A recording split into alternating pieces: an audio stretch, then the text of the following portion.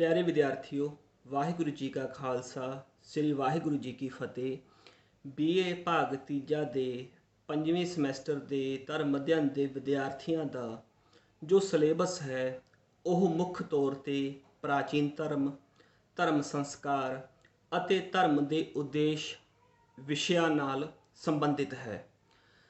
ਧਰਮ ਦੀ ਉਤਪਤੀ ਸੰਬੰਧੀ ਵਿਦਵਾਨਾਂ ਨੇ ਕਈ ਤਰੀਕੇ ਦੇ ਸਿਧਾਂਤ ਪੇਸ਼ ਕੀਤੇ ਹਨ। ਉਹਨਾਂ ਸਿਧਾਂਤਾਂ ਨੂੰ ਇਸ ਸਮੈਸਟਰ ਦੇ ਵਿੱਚ ਸਮਝਣ ਦੀ ਕੋਸ਼ਿਸ਼ ਕੀਤੀ ਜਾਵੇਗੀ।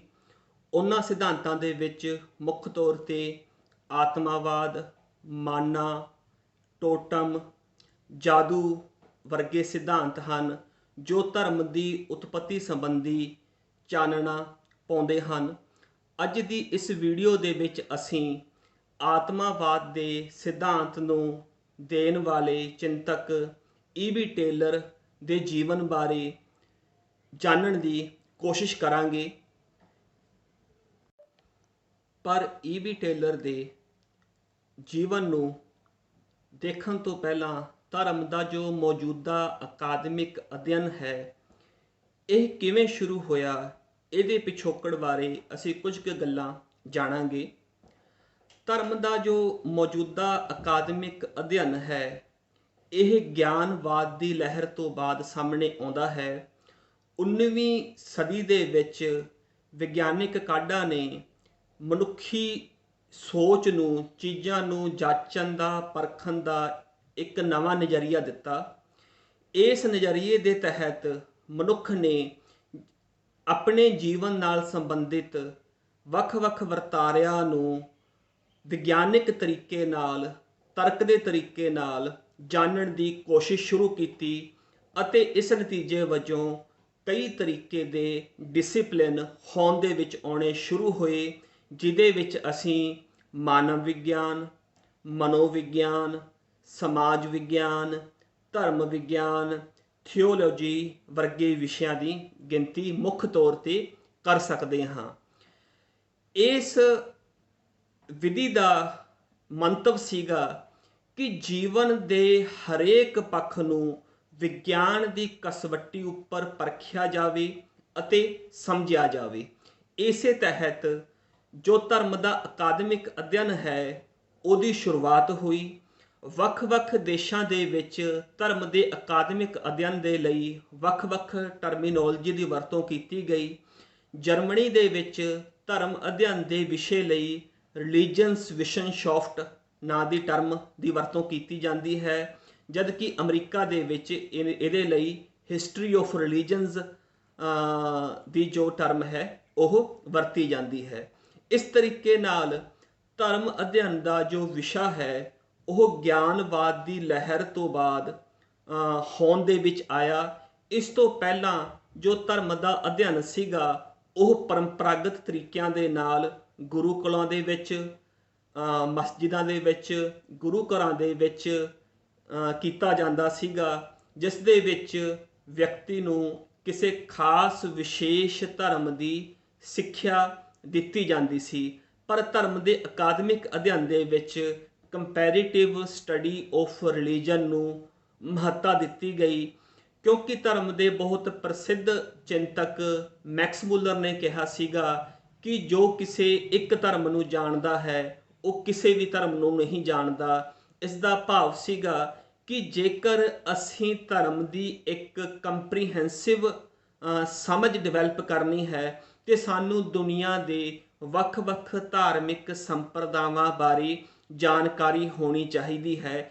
ਇਸ ਤੋਂ ਇਲਾਵਾ ਧਰਮ ਦੀ ਉਤਪਤੀ ਕਿਵੇਂ ਹੋਈ, ਕਿਉਂਕਿ ਇਤਿਹਾਸਿਕ ਧਰਮਾਂ ਦੇ ਹੋਂਦ ਤੋਂ ਆਉਣ ਤੋਂ ਪਹਿਲਾਂ ਵੀ ਧਰਮ ਕਿਸੇ ਨਾ ਕਿਸੇ ਰੂਪ ਦੇ ਵਿੱਚ ਸਮਾਜ ਦੇ ਵਿੱਚ ਮੌਜੂਦ ਸੀਗਾ, ਭਾਵੇਂ ਇਸ ਧਰਮ ਦੇ ਰੂਪ ਵੱਖੋ-ਵੱਖ ਸਨ। ਇਹਨਾਂ ਚੀਜ਼ਾਂ ਨੂੰ ਜਾਣਨ ਦੀ ਕੋਸ਼ਿਸ਼ ਗਿਆਨਵਾਦ ਦੇ ਸਮੇਂ ਤੋਂ ਬਾਅਦ ਵੱਖ-ਵੱਖ ਵਿਦਵਾਨਾਂ ਦੁਆਰਾ ਕੀਤੀ ਗਈ।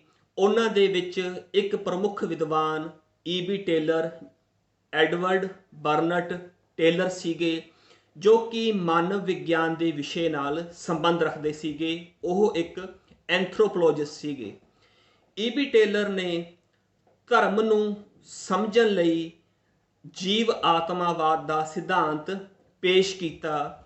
ਜੀਵ ਆਤਮਾਵਾਦ ਦੇ ਸਿਧਾਂਤ ਦੇ ਮਾਧਿਅਮ ਰਾਹੀਂ ਈ.ਬੀ. ਟੇਲਰ ਨੇ ਧਰਮ ਦੀ ਉਤਪਤੀ ਕਿਵੇਂ ਹੋਈ ਅਤੇ ਧਰਮ ਨੇ ਵਿਕਾਸ ਕਿਵੇਂ ਕੀਤਾ, ਇਸ ਸਾਰੇ ਪ੍ਰੋਸੈਸ ਨੂੰ ਸਮਝਾਉਣ ਦੀ ਕੋਸ਼ਿਸ਼ ਕੀਤੀ ਹੈ।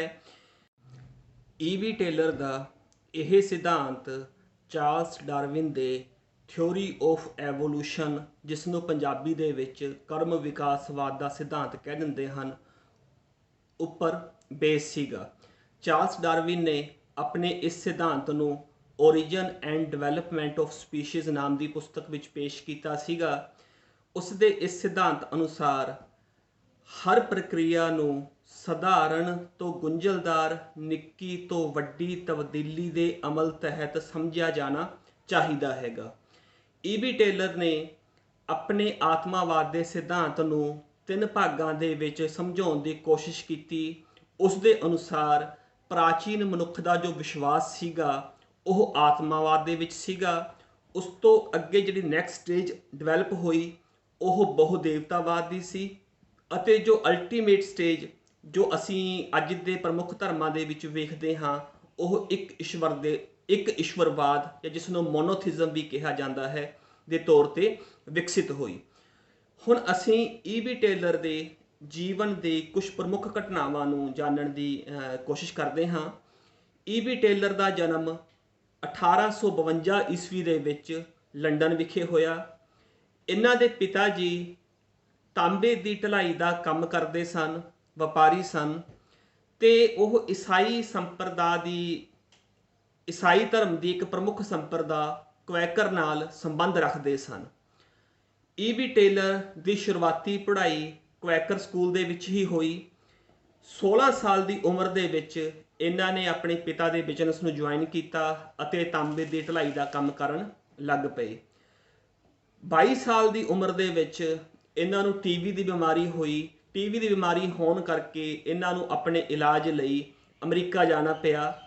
ਅਮਰੀਕਾ ਦੇ ਵਿੱਚ ਇਹਨਾਂ ਦੀ ਮੁਲਾਕਾਤ ਹੈਨਰੀ ਕ੍ਰਿਸਟੀ ਨਾਲ ਹੋਈ, ਜੋ ਕਿ ਅਮਰੀਕਾ ਦੇ ਇੱਕ ਜਨਜਾਤੀ ਕਬੀਲੇ, ਜਿਹਨੂੰ ਟੋਲਟੀ ਕਬੀਲਾ ਕਿਹਾ ਜਾਂਦਾ ਸੀਗਾ, ਉਹਦੇ ਉੱਪਰ ਉਹ ਰਿਸਰਚ ਕਰ ਰਹੇ ਸੀਗੇ।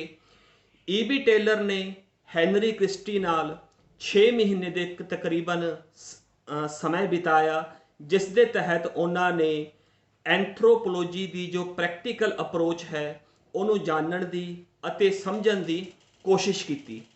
ਇਸੇ ਤਰੀਕੇ ਨਾਲ ਉਹਨਾਂ ਦਾ ਜੋ ਇੰਟਰਸਟ ਸੀਗਾ ਉਹ ਮਾਨਵ ਵਿਗਿਆਨ ਦੇ ਵਿੱਚ ਡਿਵੈਲਪ ਹੋਣਾ ਸ਼ੁਰੂ ਹੋਇਆ, ਅਤੇ ਆਪਣੇ ਇਸ ਇੰਟਰਸਟ ਨੂੰ ਫੋਲੋ ਕਰਦੇ ਹੋਏ ਉਹਨਾਂ ਨੇ ਸਾਰੀ ਉਮਰ ਜਿਹੜਾ ਹੈ ਉਹ ਐਂਥਰੋਪੋਲੋਜੀ ਦੀ ਫੀਲਡ ਦੇ ਵਿੱਚ ਕੰਮ ਕੀਤਾ।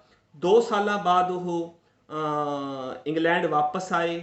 ਉਹਨਾਂ ਆਪਣਾ ਵਿਆਹ ਕਰਾਇਆ ਅਤੇ ਵਿਆਹ ਕਰਾਉਣ ਤੋਂ ਬਾਅਦ ਯੂਰਪ ਦੀ ਯਾਤਰਾ 'ਤੇ ਨਿਕਲ ਗਏ। ਯੂਰਪ ਦੀ ਯਾਤਰਾ ਤੋਂ ਵਾਪਸ ਆਉਣ ਤੋਂ ਬਾਅਦ ਉਹਨਾਂ ਨੇ ਇੱਕ ਪ੍ਰਸਿੱਧ ਪੁਸਤਕ ਲਿਖੀ, researches into the early history of mankind, ਕਿ ਮਨੁੱਖੀ ਸੱਭਿਅਤਾ ਦਾ ਵਿਕਾਸ ਕਿਵੇਂ ਹੋਇਆ, ਇਹਦੇ ਉੱਪਰ ਉਹਨਾਂ ਨੇ ਚਾਨਣਾ ਪਾਇਆ, ਅਤੇ ਇਸ ਪੁਸਤਕ ਨੇ ਉਹਨਾਂ ਨੂੰ ਵਿਸ਼ਵ ਪ੍ਰਸਿੱਧ ਮਾਨਵ ਵਿਗਿਆਨੀਆਂ ਦੀ ਕਤਾਰ ਦੇ ਵਿੱਚ ਲਿਆ ਕੇ ਖੜਾ ਕਰ ਦਿੱਤਾ। ਇਸ ਤੋਂ ਉਪਰੰਤ ਉਹਨਾਂ ਦੀ ਪ੍ਰਸਿੱਧ ਪੁਸਤਕ ਪ੍ਰਿਮਿਟਿਵ ਕਲਚਰ 1871 ਦੇ ਵਿੱਚ ਆਈ, ਤੇ ਇਸ ਪੁਸਤਕ ਦੇ ਵਿੱਚ ਉਹਨਾਂ ਨੇ ਧਰਮ ਦੀ ਉਤਪਤੀ ਸੰਬੰਧੀ ਆਤਮਾਵਾਦ ਦੇ ਸਿਧਾਂਤ ਉੱਪਰ ਚਾਨਣਾ ਪਾਇਆ, ਜੋ ਕਿ ਬਹੁਤ ਮਕਬੂਲ ਹੋਇਆ। ਇਸ ਤੋਂ ਉਪਰੰਤ ਉਹਨਾਂ ਨੇ 1895 ਈਸਵੀ ਦੇ ਵਿੱਚ ਆਕਸਫੋਰਡ ਯੂਨੀਵਰਸਿਟੀ ਤੋਂ ਡਾਕਟਰੇਟ ਦੀ ਡਿਗਰੀ ਹਾਸਲ ਕੀਤੀ, ਅਤੇ ਕੁਝ ਸਮੇਂ ਬਾਅਦ ਉਹ ਆਕਸਫੋਰਡ ਯੂਨੀਵਰਸਿਟੀ ਦੇ ਵਿੱਚ ਹੀ ਪ੍ਰੋਫੈਸਰ ਦੇ ਤੌਰ 'ਤੇ ਨਿਯੁਕਤ ਹੋਏ। ਇੱਥੇ ਹੀ ਕੰਮ ਕਰਦੇ ਹੋਏ ਉਹ 1909 ਦੇ ਵਿੱਚ ਰਿਟਾਇਰ ਹੋਏ, ਅਤੇ 1917 ਦੇ ਵਿੱਚ ਹੀ ਉਹਨਾਂ ਦੀ ਮੌਤ ਹੋਈ। ਇਸ ਤਰੀਕੇ ਨਾਲ ਈ.ਬੀ. ਟੇਲਰ ਨੇ ਆਪਣਾ ਜੋ ਸਾਰੀ ਉਮਰ ਹੈ ਉਹ ਮਾਨਵ ਵਿਗਿਆਨ ਦੇ ਫੀਲਡ ਦੇ ਵਿੱਚ ਰਿਸਰਚ ਕਰਦੇ ਹੋਏ ਬਿਤਾਈ। ਅਸੀਂ ਅਗਲੀ ਵੀਡੀਓ ਦੇ ਵਿੱਚ ਈ.ਬੀ. ਟੇਲਰ ਦੇ ਆਤਮਾਵਾਦ ਦੇ ਸਿਧਾਂਤ ਬਾਰੇ ਵਿਸਤਾਰ ਸਹਿਤ ਜਾਣਨ ਦੀ ਕੋਸ਼ਿਸ਼ ਕਰਾਂਗੇ। ਅੱਜ ਦੀ ਇਸ ਵੀਡੀਓ ਦੀ ਸਮਾਪਤੀ ਅਸੀਂ ਇੱਥੇ ਹੀ ਕਰਦੇ ਹਾਂ। ਵਾਹਿਗੁਰੂ ਜੀ ਕਾ ਖਾਲਸਾ, ਸ੍ਰੀ ਵਾਹਿਗੁਰੂ ਜੀ ਕੀ ਫਤਿਹ।